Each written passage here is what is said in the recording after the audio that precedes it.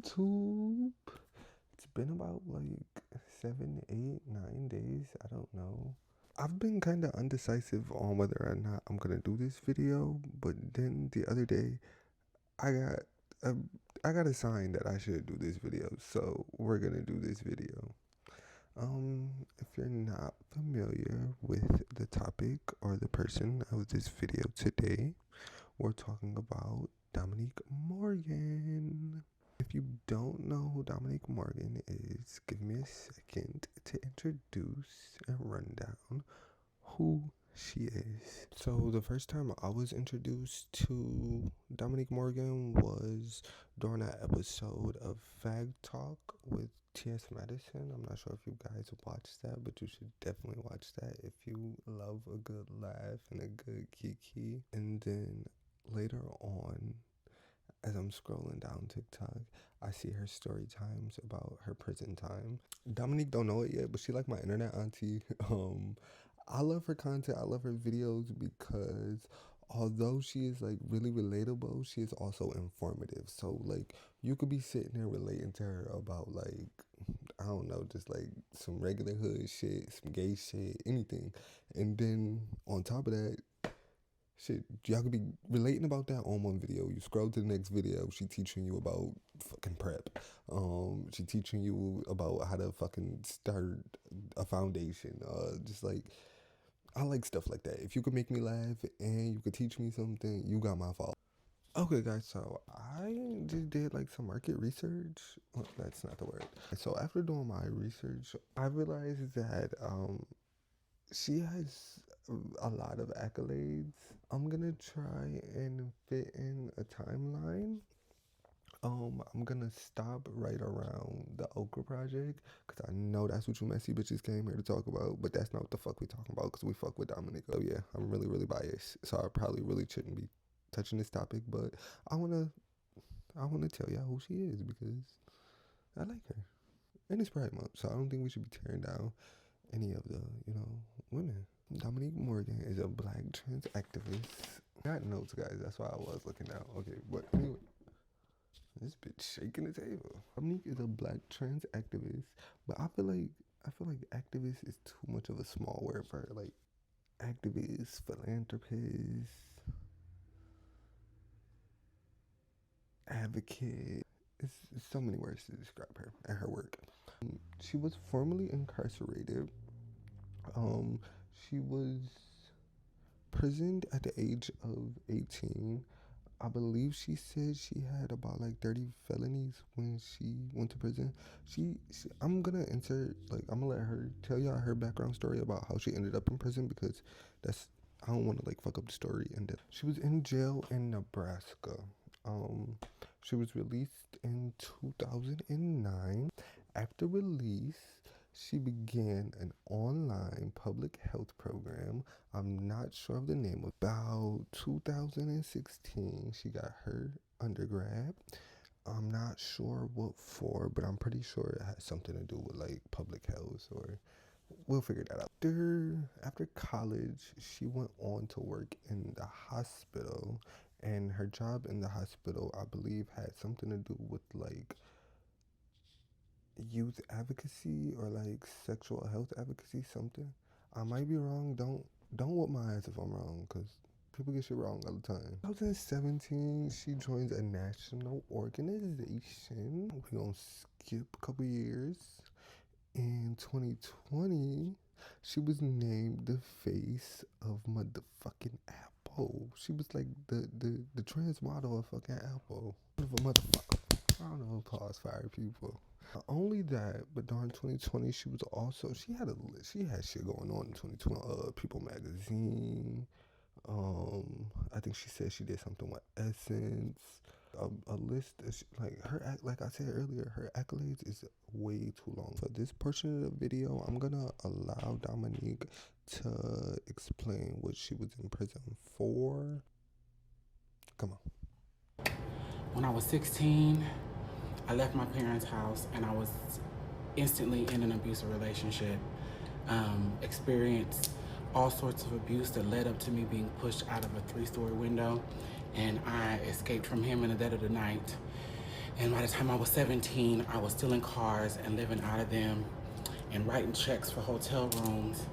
By the time I was 18, I was in the county jail waiting to be sentenced and fighting 30 felonies.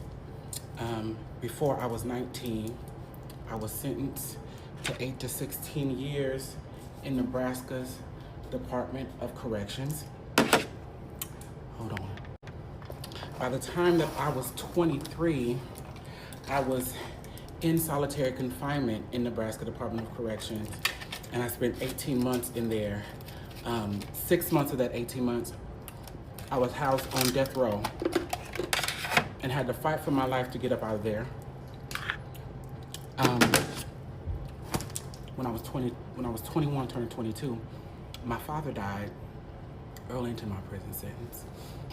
I got out of prison February 16th of 2009 with a social. Dominique just explained that from the age of 16, she left her parents' house. After that, she had met a guy who was physically, mentally, verbally abusive, and after being pushed out of a window by him, she then started, just like living on her own and committing crimes of what I call survival. Those are crimes of survival: stealing cars, writing bad checks, just to survive. So I wouldn't I wouldn't say that she was a criminal. I wouldn't say that she was a bad person.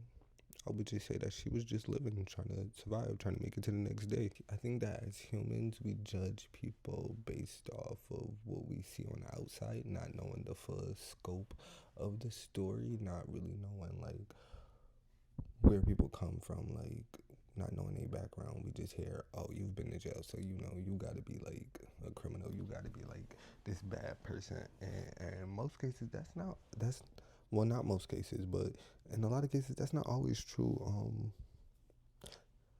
There's a quote from her. I posted it on Twitter before, and I believe she said it in a "Don't Call Me White Girl" interview. Not everybody is the worst thing that they've done.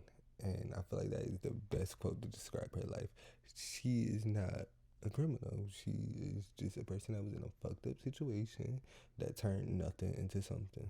Now, I know you bitches came here to be messy and talk about the Oka Project and the missing $999,000 that she got indicted for. But I really don't want to touch that topic right now because I feel like, it's Pride Month, and why the fuck are we bringing down somebody that has, in my opinion, uplifted the community, done so much work with the community? I just think it's really fucked up, and I hate that, like, whenever the community, or whenever black people, because I'm not even just gonna pin this on gay people, whenever black people, or just people in general, whenever people like find one little piece of information to tear you down, I feel like they run with it and they just exclude all the good things and all the good things that you've done. Like, once they find that one, like, I feel like that's what people be banking on, that one little piece of fucking information just to fuck you over with. And that makes me so mad that people can't just like, people can't be happy. Always two sides to a story. And as people looking inside of the window, we will never know the truth, if she stole the money or if she didn't steal the money. And if she did, oh the fuck well. That's how I feel. That's just how I feel. If she stole the money, oh the fuck well. Not oh the fuck well, because it is like stealing from the community, but like I feel like there's two sides of the story, and people don't just go to jail for 30 days for stealing $100,000. So there's more to this story than we know. I feel like that's why we should just mind our fucking business. Worry about the good shit that she did. As much good as she has done, like as much money as she has raised for the trans community, we have not heard about that as much as we heard about her quote unquote allegedly stealing $100,000. That's the end of my video. I love Dominique Morgan. I think she's a blessing to our timelines. I think that the foundations that she is a part of and were a part of and have been a part of are very fundamental to the community. I pray that she continues to do her work. Another thing I don't understand is most of the people that I see reporting on this, one of the main persons I see reporting on this, the locked whisper, um, everybody trying to tear her down about this is gay. Everybody trying to tear her down about this is trans. Well, no, I did see Tasha Kmart talking about this, so that's not all the way true. But I feel like that's a black person. So like, regardless, I don't know. I'm just always gonna be. Whenever I told y'all this before, I think I deleted the video about Florida Man Jay, but I told y'all this before. If somebody's a part of the community, if somebody is black, I'm always gonna side with them. I'm always gonna try and find them not guilty up until there's just some shit that says maybe you need to go to jail. But I don't see one piece of like evidence or one think piece that just made me say, "Oh yeah, we can't trust this bitch." And even if y'all did show me that, I still wouldn't give a fuck. And I know that's fucked up and biased to say, but like, shit, she ain't steal from me. She's not the worst thing that she's ever done. And even if she did do it, she served her time. She served her 21 days, which does not make sense. Finally stealing $100,000. It's some fish in the water, and I think all of y'all wants the full story if it ever do come out. If all of the discovery comes out, I feel like all of y'all is gonna have to backtrack on y'all think pieces and on y'all opinions.